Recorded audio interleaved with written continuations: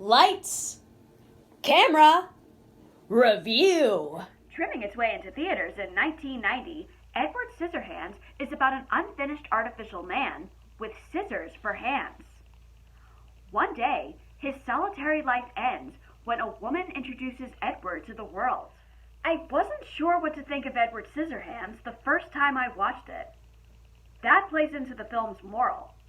While Edward Scissorhands is a strange film, it retains a positive message about accepting differences. As peculiar as the character is, you must remind yourselves of who Edward Scissorhands is. Johnny Depp immediately felt connected to the character when he first read the script.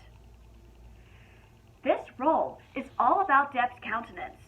Edward only says 169 words in the film. Considered by fans as one of Depp's best roles, Edward Scissorhands has had a positive impact on the autism community. More credits include Winona Ryder, Diane Wiest, Anthony Michael Hall, and the late Alan Arkin. The whole cast had a lot of fun with the script, each diving into its characters. Wiest was great in her role. She was so understanding of Edward's case. Ryder had some difficulties with her role, but eventually she found how to sympathize with Kim. Based on his appearance, Edward cast various reactions from the neighbors. I have mixed opinions about the other characters, especially with how they take advantage of Edward. This is not the antagonistic role I suspect to see Anthony Michael Hall, who is usually typecast as the typical 80s nerd. He was given a chance to test his abilities. Edward Price had his final role as the inventor. Price was intended to have a much larger part, but sadly he was ill during filming. From the perspective of Tim Burton's creative imagination, he specifically painted the film through Edward's eyes. The character is based on Burton himself. When he was a kid, Burton drew a picture of Edward Scissorhands. He expanded on the idea. Burton took a fantasy approach in the mindset of the location. He wanted it to look real and off-putting. Filming occurred in a community in Florida. All the houses were painted the same color. Once filming ended, some homeowners decided to keep the topiary hedges. Not in the neighborhood, but Edward's hands have a unique construction.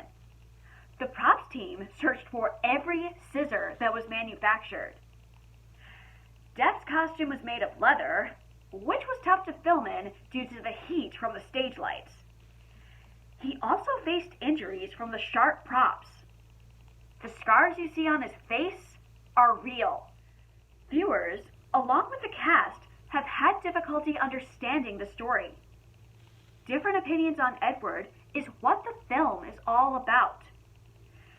If you saw someone who looked different, or had a special ability, how would you act? Just like audiences, it takes a bit to understand what the story interprets.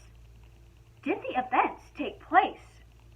Or was it all a bedtime story? We don't need to know. That's what I love about films. We can interpret any ideas. Don't judge this film before never watching it. It took me a few views, but eventually I found the magic. Enjoy Edward Scissorhands, especially around the holiday season.